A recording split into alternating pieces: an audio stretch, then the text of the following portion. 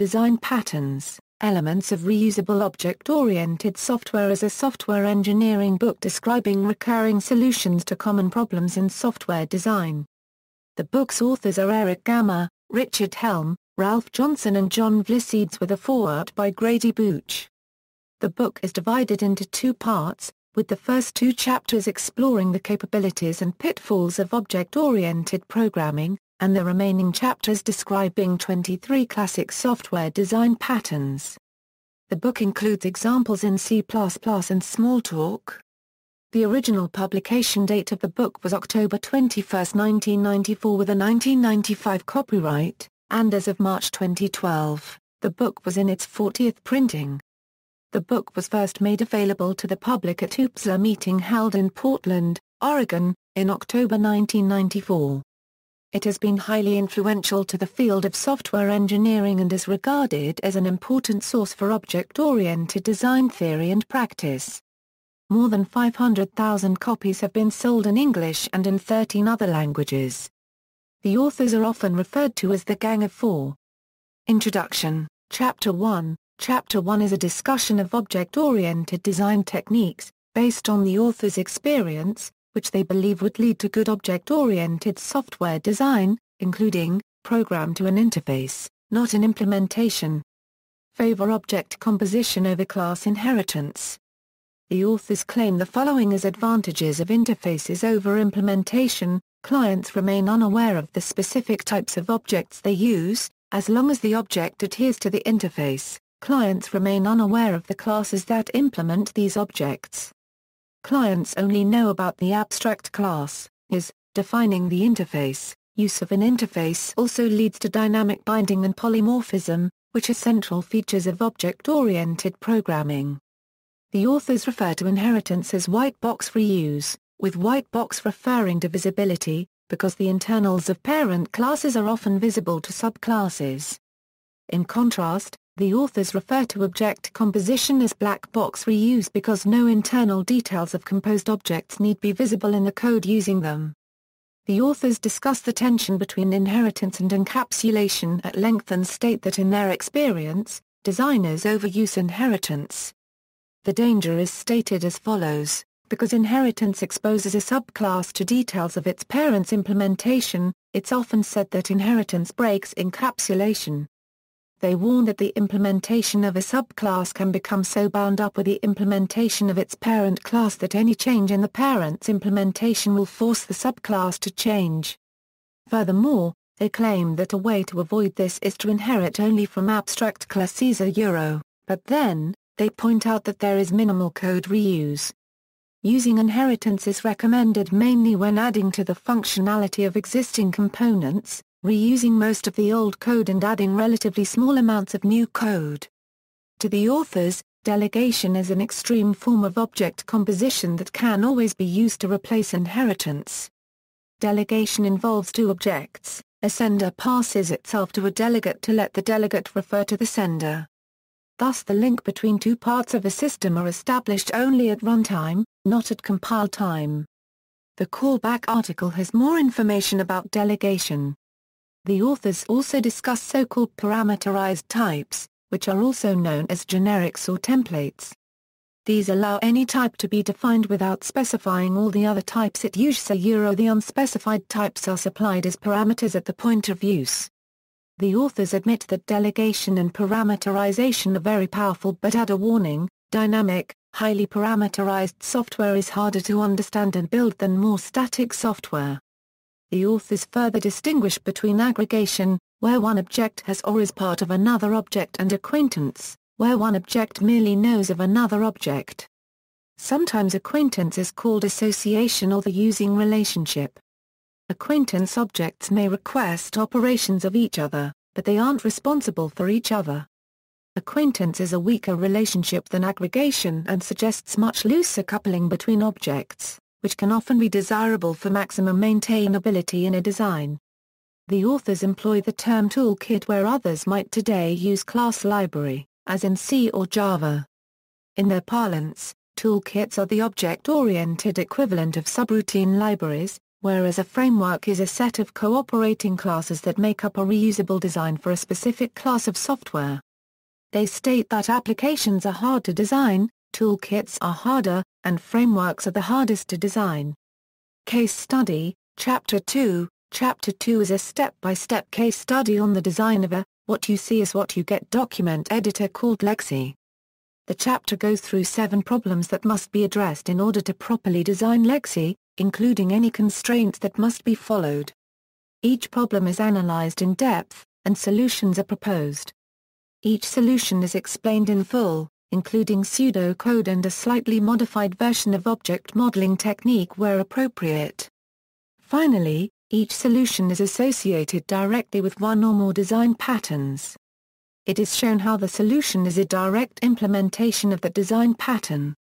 The 7 problems and their solutions referenced are as follows. Document structure. The document is an arrangement of basic graphical elements such as characters, lines, other shapes, etc., that capture the total information content of the document, pp. 35. The structure of the document contains a collection of these elements, and each element can in turn be a substructure of other elements. Problems and constraints. Text and graphics should be treated the same way. The implementation should treat complex and simple structures the same way. It should not have to know the difference between the two. Specific derivatives of abstract elements should have specialized analytical elements. Solution and pattern. A recursive composition is a hierarchical structure of elements that builds increasingly complex elements out of simpler ones. Each node in the structure knows of its own children and its parent. If an operation is to be performed on the whole structure, each node calls the operation on its children. This is an implementation of the composite pattern, which is a collection of nodes. The node is an abstract base class, and derivatives can either be leaves, or collections of other nodes. When an operation is performed on the parent, that operation is recursively passed down the hierarchy. Formatting. Formatting differs from structure. Formatting is a method of constructing a particular instance of the document's physical structure. This includes breaking text into lines, using hyphens, adjusting for margin widths, etc. Problems and constraints. Balance between quality, speed and storage space. Keep formatting independent from the document structure. Solution and pattern. A compositor class will encapsulate the algorithm used to format a composition. Compositor is a subclass of the primitive object of the document structure. A compositor has an associated instance of a composition object. When a compositor runs its compose, it iterates through each element of its associated composition, and rearranges the structure by inserting row and column objects as needed. The compositor itself is an abstract class, allowing for derivative classes to use different formatting algorithms. The strategy pattern is used to accomplish this goal. A strategy is a method of encapsulating multiple algorithms to be used based on a changing context. In this case, formatting should be different, depending on whether text, graphics, simple elements, etc., are being formatted. Embellishing the user interface. The ability to change the graphical interface that the user uses to interact with the document. Problems and constraints. Demarcate a page of text with a border around the editing area. Scroll bars that let the user view different parts of the page. User interface objects should not know about the embellishments. Avoid an explosion of classes that would be caused by subclassing for every possible combination of embellishments and elements. Solution and pattern. The use of a transparent enclosure allows elements that augment the behavior of composition to be added to a composition. These elements, such as border and scroller, are special subclasses of the singular element itself. This allows the composition to be augmented, effectively adding state-like elements. Since these augmentations are part of the structure, their appropriate operation will be called when the structure's operation is called. This means that the client does not need any special knowledge or interface with the structure in order to use the embellishments. This is a decorator pattern, one that adds responsibilities to an object without modifying the object itself. Supporting multiple look and feel standards. Look and feel refers to platform-specific UI standards. These standards define guidelines for how applications appear and react to the user. Problems and constraints. The editor must implement standards of multiple platforms so that it is portable, easily adapt to new and emergent standards, allow for runtime changing of look and feel, have a set of abstract elemental subclasses for each category of elements, have a set of concrete subclasses for each abstract subclass that can have a different look and feel standard. Solution and pattern. Since object creation of different concrete objects cannot be done at runtime, the object creation process must be abstracted. This is done with an abstract GUI factory, which takes on the responsibility of creating UI elements. The abstract GUI factory has concrete implementations, such as Motif Factory, which creates concrete elements of the appropriate type. In this way, the program need only ask for a scroll bar and, at runtime, it will be given the correct concrete element. This is an abstract factory. A regular factory creates concrete objects of one type. An abstract factory creates concrete objects of varying types, depending on the concrete implementation of the factory itself. Its ability to focus on not just concrete objects, but entire families of concrete objects distinguishes it from other creational patterns, which involve only one kind of product object. Supporting multiple Windows systems, just as look and feel is different across platforms, so is the method of handling Windows. Each platform displays, lays out, handles input to and output from, and layers windows differently. Problems and constraints. The document editor must run on many of the important and largely incompatible Windows systems that exist. An abstract factory cannot be used. Due to differing standards, there will not be a common abstract class for each type of widget. Do not create a new, non-standard windowing system. Solution and pattern. It is possible to develop our own abstract and concrete product classes, because all Windows systems do generally the same thing. Each Windows system provides operations for drawing primitive shapes, iconifying, de-iconifying, resizing, and refreshing window contents. An abstract base window class can be derived to the different types of existing windows, such as application, iconified, dialog.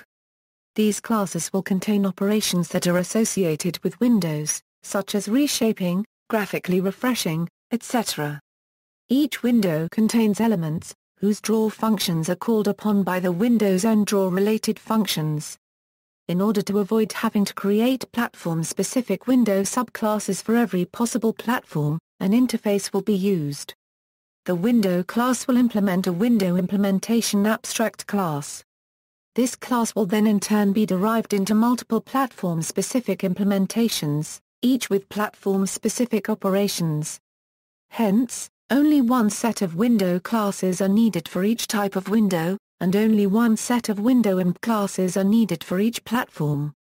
In addition, adding a new window type does not require any modification of platform implementation, or vice versa. This is a bridge pattern. Window and window imp are different, but related. Window deals with windowing in the program, and window imp deals with windowing on a platform. One of them can change without ever having to modify the other. The bridge pattern allows these two separate class hierarchies to work together even as they evolve independently. User operations, all actions the user can take with a document, ranging from entering text, changing formatting, quitting, saving, etc. Problems and constraints. Operations must be accessed through different inputs, such as a menu option and a keyboard shortcut for the same command. Each option has an interface, which should be modifiable. Operations are implemented in several different classes. In order to avoid coupling, there must not be a lot of dependencies between implementation and user interface classes. Undo and redo commands must be supported on most document changing operations, with no arbitrary limit on the number of levels of undo. Functions are not viable, since they don't undo-redo easily, are not easily associated with a state, and are hard to extend or reuse. Menus should be treated like hierarchical composite structures.